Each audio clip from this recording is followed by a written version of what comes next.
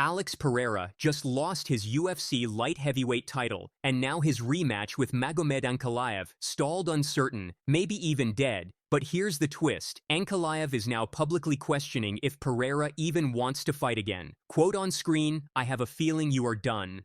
Today, we're breaking down the cryptic posts, the stalled negotiations, and why Magomed Ankalaev may be right. Is Poatan walking away without a rematch? Or is this just classic UFC smoke and mirrors? After UFC 313, Ankalaev dethrones Pereira and immediately calls for the rematch. Respect. Champion behavior. And it looked like we were heading toward a summer showdown in Chicago. Ankalaev even started teasing the Windy City. In his posts, fans were hyped, the narrative was clear.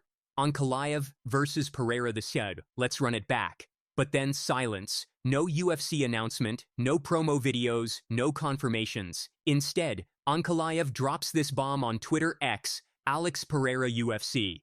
"Do you still like fighting? I have a feeling you are done. You don't post that if things are going smoothly. That's frustration. That's smoke. And in MMA, smoke often means fire." Now, let's talk about the elephant in the room. Retirement Pereira is 37. He's had back-to-back wars. He broke his hand, and he's currently in Japan for reasons nobody knows. Meanwhile, Ankalaev is in training mode, ready for August. But Poatan, he's casually posting from the other side of the world. Sure, he says he'll be training soon, but that's vague as hell. And let's not forget, Alex Pereira has nothing left to prove. Double champ, headlined International Fight Week, KO'd legends, beat the odds again and again. So ask yourself, if you were him, would you come back for a grinding rematch with Ankalaev? A guy who just beat you, who doesn't sell PPVs, who doesn't bring any hype? That's not just a fight. That's a career decision. UFC 317 is coming. Fast. June 28th, International Fight Week. And guess what? No headliner announced. This card is cursed. Last year, Conor McGregor pulled out and left Poatan to save the day. Now same story. And don't forget, there's no backup fight either. No John Jones, no McGregor, no Adesanya. The UFC needs a big name to headline this card, and right now, nobody's stepping up. So what happens if Pereira doesn't sign the rematch? Is it Ankalaev versus Jamahal Hill? Ankalaev versus Rakic? No offense, but those aren't headliners, those are prelims. The UFC's in trouble, and Ankalaev's frustration is showing. Before UFC 313, Daniel Cormier called out Pereira for spending too much time with Sean Strickland coaching cornering, talking strategy while he should have been training. Cormier straight up said it. He's not focused enough on the fight ahead. Was DC right? Because if you look at UFC 313, Pereira didn't look like the killer we saw against Prochazka or Blachowicz. He looked off slower, hesitant. Was that a bad night? Or was that the start of the decline? And if Ankalaev saw it too, maybe that's why he's turning up the pressure. Here's the part that gets real controversial. Pereira hasn't explicitly said anything about retirement. But when fighters go quiet, when they delay training, travel abroad, don't lock in fights, that's how retirement usually starts. Let's be honest, a fully locked-in Alex Pereira would have clapped back instantly. Instead, Ankalaev's tweet went unanswered, not even a Chama post, not even a meme, just silence. And fans are starting to connect the dots. This wouldn't be the first time a champ walked away on their own terms. But if Poatan retires now without giving Ankalaev the rematch, that's going to stain his legacy. Like it or not, is this just business negotiations stalling things? Or is Alex Pereira about to walk away for good? Let me know in the comments. Is Pereira strategically waiting until he's 100%? Or is Ankalaev right and Poatan is done? Smash that like button if you're tired of title fights falling apart in the boardroom, not the cage. Subscribe for more uncensored MMA chaos, because sometimes the most brutal fights happen in the shadows. Ankalaev has finally claimed the belt, but now he's sending a menacing message to the man he just beat, Alex Pereira. Is this about unfinished business, or is this the start of a legacy-defining rivalry? Let's break it all down. For Ankalaev, this title wasn't just another win, it was a mission finally accomplished. Let's take it back to 2022, when he fought Jan Blachowicz in what was expected to be his coronation. But a controversial draw left his championship dreams in limbo. He was furious, fans were furious. But Ankalaev? He went quiet and got to work.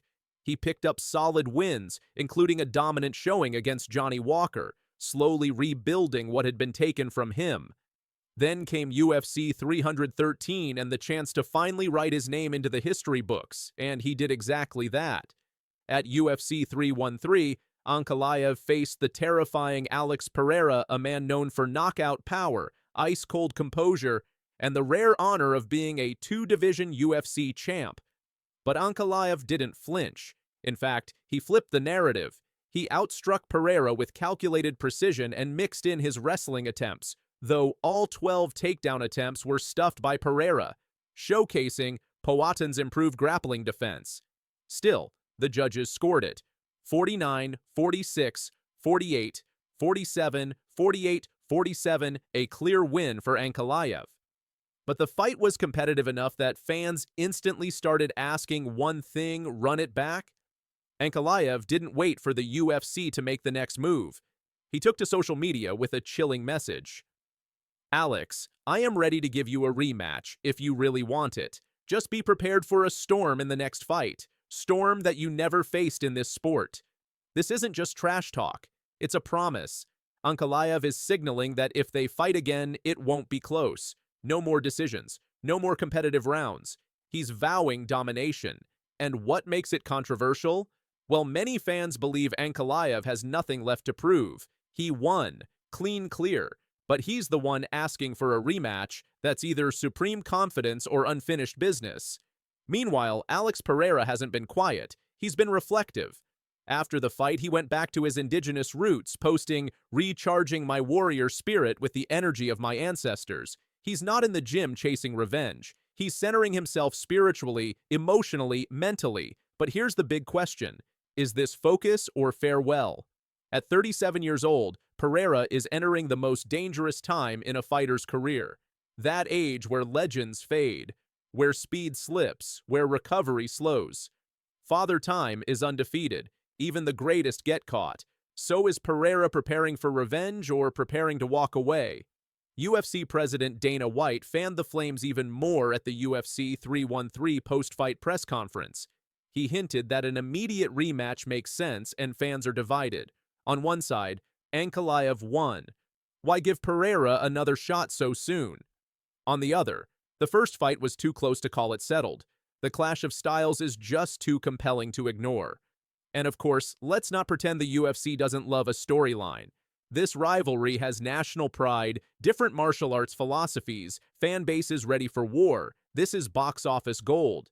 If we get Ankalaev versus Pereira 2, here's what's on the line. For Ankalaev, the chance to erase all doubt and solidify himself as the most dominant light heavyweight since Jon Jones. For Pereira, redemption, legacy, and maybe his final shot at reclaiming gold. One fighter is calling for the storm. The other is calling on the spirits of his ancestors. Two warriors, two mindsets, one cage. So what do you think? Will Ankalaev bring the storm he promised? Can Pereira defy the odds one more time? Drop your predictions in the comments. Who wins the rematch and how? Don't forget to like, subscribe, and hit that bell so you don't miss the next breakdown. This is far from over, and something tells me this next fight could be an all-time classic. Jon Jones and the will he won't he saga of a super fight with interim heavyweight champ Tom Aspinall. And just when things seem to settle, Jon Jones fires off another tweet and deletes it. Classic Bones. Let's break it down. Okay, let's rewind a bit. Jon Jones, arguably the greatest MMA fighter of all time, won the vacant heavyweight title back in March 2023. Since then, what has he done?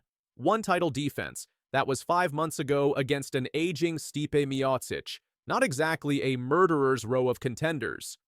Meanwhile, Tom Aspinall, he's been tearing through the division like a buzzsaw. He's the interim champ now, and the fans want what seems like a no-brainer. Jones versus Aspinall. But Jon, he's been doing what he does best, tweeting cryptically, deleting even faster, and sidestepping the Aspinall conversation like it's cursed. Last night, April 17th, 2025, Jon dropped this gem on X, formerly known as Twitter. He wrote, and I quote, "The guy who was known for calling out Jon Jones and didn't end up being great at all, and then poof, it's gone. Deleted like it never existed. But screenshots live forever. John now, whether that was aimed directly at Aspinall is up for debate, but come on, who else could he possibly be talking about? This is classic Jones vague, indirect, and always with just enough bite to get everyone talking. Here's where it gets spicy. Does this tweet mean the fight is less likely? Honestly, yeah. That's what it looks like. Jones has never really shown interest in fighting Aspinall. In fact, he's been downplaying him since day one, calling him not special, saying he's not a future legend. He's painting Aspinall as just another name, just another contender. And yet fans and fighters alike are saying otherwise. And let's be real, even if Aspinall wasn't special, isn't it a champion's job to take out the next guy in line? If you're holding the belt and refusing to fight the #1 contender, what are we even doing? Here's the irony. In that same tweet, Jones describes someone who, and